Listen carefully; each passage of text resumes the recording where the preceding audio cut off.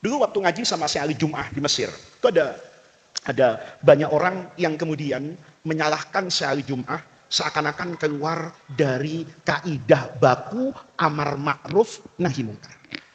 Syekh Ali Jum'ah itu pernah cerita bahwa Imam Ibnu Hajar Al-Asqalani, ini Syarihul Bukhari, ini orang yang paling alim, dikatakan Amirul Mukminin fil hadis. Ini kalau beliau punya buku namanya Fathul Bari. Dulu di Darul Rahman buku kecilnya kita pelajari namanya Bulughul Maram. Itu Ibnu Hajar, itu ngarang hadis kitab Fathul Bari. Syekh Jum'ah itu dalam pendidikan tarbiyah itu pernah cerita bahwa Imam Ibnu Hajar Al-Asqalani itu belajar dari orang yang berjualan rokok di depan Masjid Al-Azhar. Jadi Syekh ini Imam Ibnu Hajar ini kan pada abad ke-7 Hijriah ya, fil qarni sabi Hijri itu. Itu imam besar di Al-Azhar. Imamnya orang alim, baik dalam ilmu hadis, dalam mazhabnya Al-Imam Asy-Syafi'i. Pada puncak keilmuannya, Ibnu Hajar itu selalu menggunakan ukuran fikih. Ibnu Hajar selalu menggunakan ukuran mustalahul hadis. Kapan hadis ini dianggap sahih? Kan harus rawinya. Sikotun misalnya, sabtun, adlun, tulul mulazamah, al-liqa. Itu semua dilakukan apa itu? Check and recheck. Maka ukurannya kalau hadis ilmu mustalah hadis. Kalau fikih ukurannya adalah ilmu-ilmu yang berkaitan dengan apa itu? Fikih. Satu hari Imam Ibnu Hajar Al-Asqalani berangkat ke Masjid Al-Azhar sekarang itu. Begitu sampai di depan masjid nih, Imam Ibnu Hajar kan mau ke pengimaman. Karena tidak ada orang di Mesir pada masa itu di Kairo yang berani jadi imam di Masjid Al-Azhar kalau ada Imam Ibnu Hajar Al-Asqalani. Ini bukan imamnya masyarakat Mesir. Ini Imamul A'immah Syaikhul Masyayikh. Ini bukan guru saya. Ini kata orang Mesir. Bahkan gurunya guru saya. Orang hebat. Masuk ke masjid jalan. Kan biasa, kalau kiai besar itu banyak yang mengiringi. Tapi dulu bukan untuk gagah-gagahan, untuk nanya nih. Biasa murid yang nanya nggak puas di majelis, itu ikut gurunya kemana aja. Supaya nanti bisa ngobrol di tengah-tengah perjalanan siapa ini? Kiai. Masuk. Syekh Ibnu Hajar itu ke Masjid Al-Azhar. Di pintu masjid, itu dia ngelihat. Yang dulu orang itu diremehkan. Disebut Syekh Farghali itu di Mesir, kata Syekh Jum'ah. Duduk di depan Masjid Al-Azhar, itu jualan rokok. Paham Pak? Parah banget ini. Kalau jualan pisang masih lumayan. Jualan rokok di pintu masjid. Maka Ibnu Hajar itu kan tidak kenal dengan beliau. Nanya sama muridnya. Ibarat saya itu nanya sama Fadil. Dil, man hadha? Siapa orang ini? Kok jualan rokok di depan masjid Al-Azhar? Bayangin. Kalau di Darul Rahman ada orang buka gudang garam di depan sama jarum, kan saya usir itu. Ya, kalau mau dagang rokok ya daganglah, tapi paling nggak di luar pagar. Ini depan masjid. Maka Ibnu Hajar itu nanya, man yakun hadha? Siapa ini? Kata Fadil, Fadilnya saya, muridnya, loh apa guru tidak tahu? Hadza waliyun min awliyaillah. Ini walinya Allah. Ibnu Hajar itu enggak merespon, cuman hatinya merespon. Ngomong gini, kata Syekh Jum'ah, laukana waliyan, kalau betul dia wali, ma'aqamahu Allahu fi hadzal maqam. Enggak mungkin, masa wali jualan rokok? Pantasnya wali mimpin tarekat, wali mimpin manakiban. Kok wali mereknya super, jarum super? Enggak mungkin gitu. Itu Ibnu Hajar cuman ngomong di dalam hati itu, enggak membuli. Ya, kalau kita kan sudah bukan cuma dibully, difoto, masukin TikTok, viralkan. Wali sesat, kan begitu kita. Maka Syekh Jum'ah nanya, man yakunu hadza? Kata muridnya, hadza waliyun min awliyaillah. Ibnu Hajar enggak kepengen ngomentari dan mencaci orang. Cuman hatinya enggak terima. Membuli tapi dalam hati. Laukana waliyan, ma'aqama Allahu fi hadza al-maqam. Kalau dia wali, enggak mungkin. Masa wali jualan rokok di pintu masjid? Masuk sholat di depan. Jadi imam. Apa yang terjadi? Kata Syekh Jum'ah, firraqatil ula nasyal fatihata. Lupa nggak baca Fatihah. Kebangetan. Imam Darul Rahman, Fatihah pasti nggak lupa. Soal watin lari ke wal asri itu biasa. Mungkin maliki yaumiddin jadi malikin nas bisa jadi. Itu ada imam terjerat pinjol kan bisa jadi ya kan. Maliki yaumiddin lupa dia. Malikin nas. Kok lari dari Fatihah ke An-Nas, dari watin ke wal asri? Mungkin. Tapi tidak baca Fatihah sama sekali. Buat makom seorang Ibnu Hajar yang hafal jutaan hadis, itu tidak mungkin. Begitu. Allahu Akbar, Bismillahirrahmanirrahim. Langsung baca surah. Yang di belakang, Astaghfirullahaladzim, imam besar.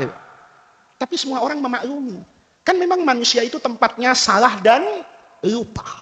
Apa yang terjadi? Selesai sholat. Ya semua orang memaklumi. Kecuali murid satu nih, yang nakal dan berani. Jadi murid nakal dan berani itu ada manfaatnya. Ya. Murid yang berakhlak nih, kalau di Darul Rahman, kelasnya A, absennya 1-15. Ini biasanya anak-anak yang ahli, pinter, berakhlak. Ini biasanya memaklumi. Tapi yang nakal-nakal, itu penasaran. Ada muridnya satu di belakang, nggak tenang. Ada apa ini sama guru ya? Kok bisa-bisanya lupa Fatihah semuanya, itu gimana ini? Nggak masuk akal. Maka nunggu orang. Semua orang bubar jalan, dia menghadap Imam Ibnu Hajar Al-Asqalani. Maulana Syekh, saya minta waktu. Ada apa? Saya mau tanya. Tanya apa? Tanya tapi jangan ada orang, berdua aja. Oh ya silakan, kata Imam Ibnu Hajar. Apa pertanyaan? Tanyanya gampang. Guru, kok bisa guru? Fatihah lupa rakaat pertama itu gimana ceritanya guru? Kalau saya ditanya begitu sama santri saya, udah pikirin besok ujian, mikirin Fatihah saya lagi, Alfiyah yang bener apalin, kan gitu kan. Ibnu Hajar itu memang tawadu orangnya. Mendengar, kata dia, oh kamu ingin tahu itu ya? Iya guru, saya penasaran guru. Ini kejadian apa? Isyarat apa? Loh, yang namanya Imam Ibnu Hajar lupa Fatihah. Kalau sekarang itu viralnya lebih viral dari ributnya PBNU itu, ya kan? Ya kan lebih viral dari itu. Ini kok bisa? Ibnu Hajar Al Asqalani lupa Fatihah kullaha tidak dibaca. Kata Ibnu Hajar, ya wajarlah namanya manusia. Saya juga punya khilaf dan lupa. Muridnya ini karena bandel, ngeyel. Nggak mungkin guru. Guru nggak mungkin lupa. Guru hafalannya kuat. Kata Ibnu Hajar, ya setiap orang pasti pernah lupa. Nggak mungkin. Guru ini tidak mungkin lupa kecuali, ini berani banget ini, kecuali guru ada dosa sama Allah. Kalau saya jadi saya tampar murid saya, ya kan? Nuduh saya dosa. Guru tidak mungkin. Kalau saya guru lupa Fatihah, lupa sholat, itu pantas. Emang saya murid kebangsak kan begitu. Tapi Ibnu Hajar Al Asqalani, Imamul A'immah, Amirul Mukminin fil hadis, tidak mungkin lupa kecuali ini hukuman atas dosa yang guru kerjakan. Jadi kalau punya murid yang rada kurang ajar itu ada manfaatnya. Saya bisa cerita kayak gini. Coba muridnya tawadu semua, nggak ada cerita ini. Ibnu Hajar, kalau kata sekarang, itu kena mental. Kenapa kena mental? Kan dia lupa Fatihah kan? Maka ada orang yang mengingatkan, ini penting. Jadi kiai itu jangan tinggi hati, gitu loh. Jangan semuanya tuh kiai benar terus. Enggak.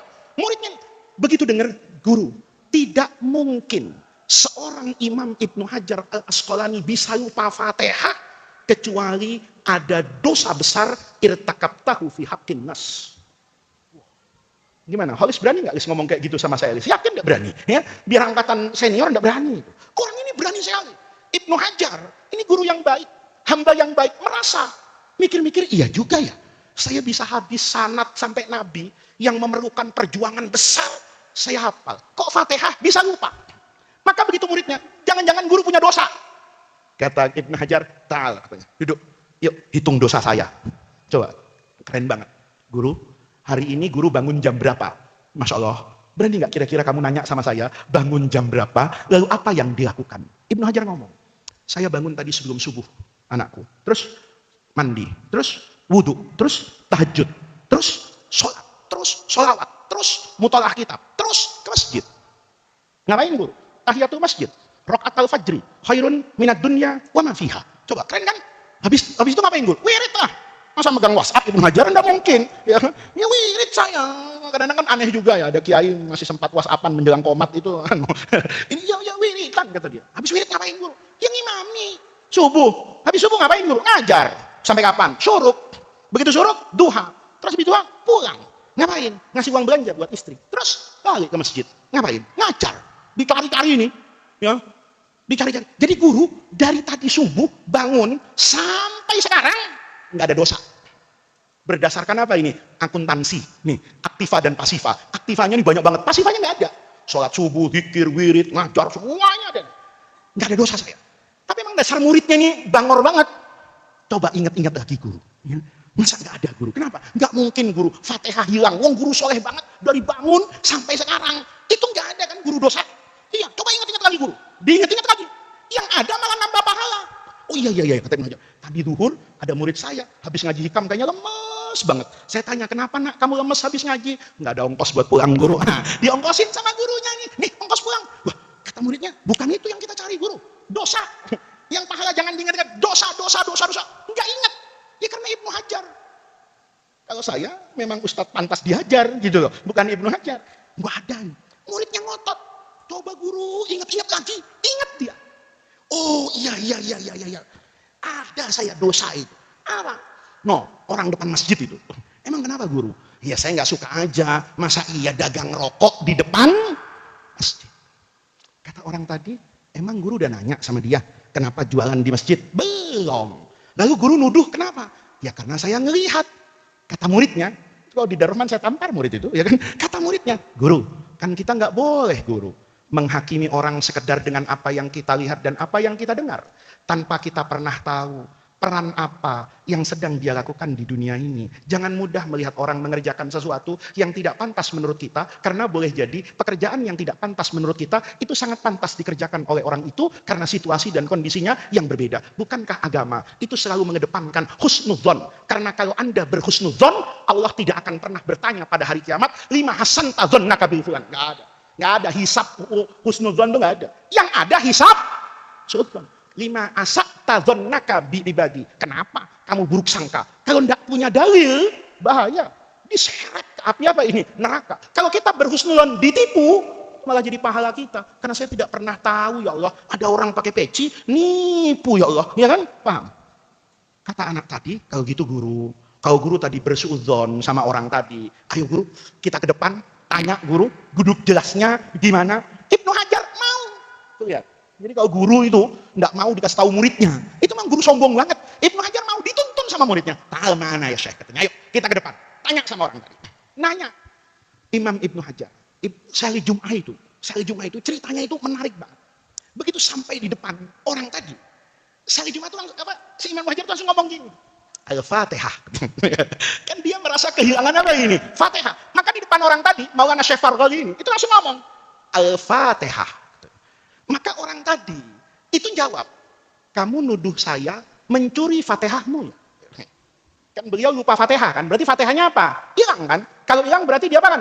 Mencuri kan? Maka saya Ibnu Hajar, kata Syahli Jum'ah, Al-Fatihah katanya. Kata dia, kamu nuduh saya mencuri. Kata Ibnu Hajar, tapi Fatihah saya hilangnya karena kamu. Kayaknya hilangnya karena kamu. Maka Syahli Jum'ah cerita itu. Syekhnya itu ingin tidak ada dusta di antara mereka. Saya tidak mencuri Fatihahmu. Kalau nggak percaya, fatishni. Periksa. Dibuka jubahnya. Masya Allah, lengkap. Marlboro ada, di Samsu filter ada, kretek ada, sampai rokok ilegal yang nggak ada cukainya ada. Dibuka jubahnya. Kaget Ibnu Hajar.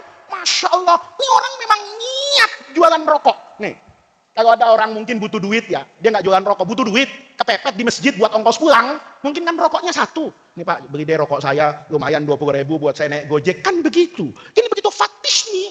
Masya Allah, kalah itu eraknya rokok Alfamart, itu kalah. Semuanya ada.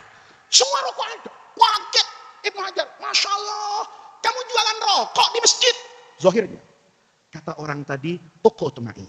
Jangan marah-marah dulu Kiai, ya masa emosian sih, dikit-dikit serang, dikit-dikit demo, nggak gitulah kalau jadi Kiai. Sabar, adem, mikir dulu, jangan ngomel-ngomel dulu. Ibnu Hajar karena kecurian Fatihah, ikut, duduk sini Kiai.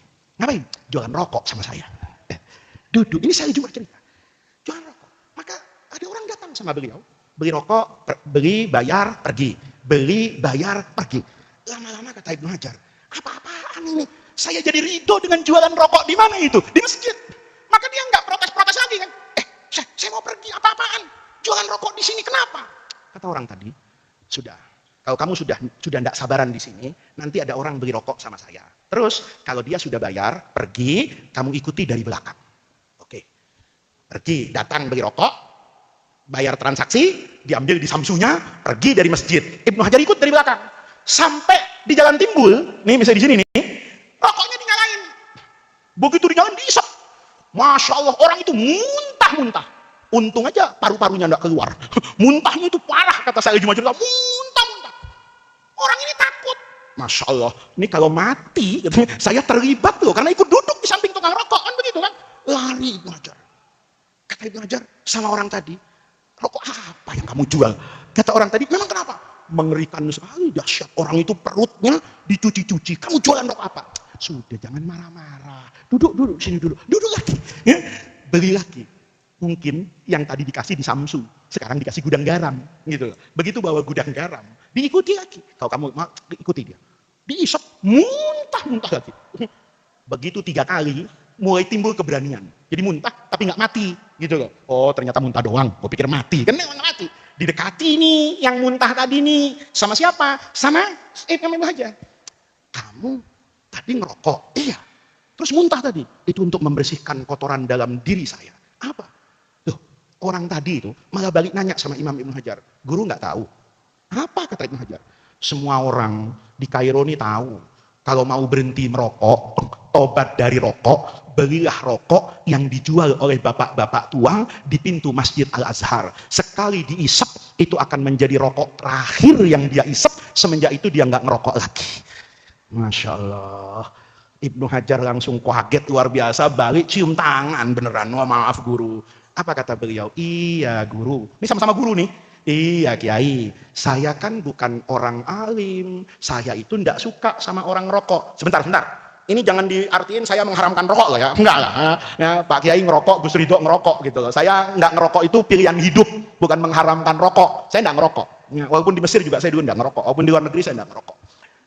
Jangan sampai ya, nanti dipotong Gus Faiz mengharamkan rokok. Enggak lah ya, banyak orang enggak merokok tapi tidak mengharamkan rokok. Kiai Maimun itu enggak merokok dengan anak-anaknya, tapi juga tidak mengharamkan rokok. Said Muhammad bin Alawi Al-Maliki di Mekah itu juga enggak suka dengan yang namanya rokok, tapi tetap Ahlus Sunnah wal Jamaah. Jadi yang mengharamkan rokok itu bukan cuma Wahabi aja gitu loh ya. Yang enggak kunutan itu juga bukan hanya Muhammadiyah aja. NU praktis juga enggak kunut sekarang ya kan, ngejar kereta api biar cepet, gua enggak usah yang kunutan kan begitu. Nah, ini kata orang Mesir. Apa Tuhan tidak tahu guru? Semua orang di Kairo ini tahu. Kalau ada perokok berat, mau taubat dari merokok, maka belilah rokok yang dijual di depan pintu Masjid Al-Azhar. Sekali hisap, itu akan jadi rokok terakhir dan dia tidak akan pernah kembali kepada rokok. Maka orang tadi bilang gini, Imam Ibnu Hajar, Kiai, saya ini tidak pernah mondok di Darul Rahman. Jadi saya tidak bisa untuk melarang orang merokok dengan kaidah fikih la dororo wala diror. Ya, ini yang senyum ini pasti punya kenangan dengan saya waktu saya ngajar la dororo wala diror. Itu tidak bisa. Saya juga nggak bisa melarang dengan tafsir wala tulqu bi aidikum ila tahlukati. Saya juga nggak bisa pakai ayat wala taqtulu anfusakum, nggak bisa. Tapi saya ingin orang-orang itu paru-parunya sehat, berhenti ngerokok. Karena saya tidak bisa berfatwa, saya tidak bisa berdalil, maka setiap hari saya beli rokok.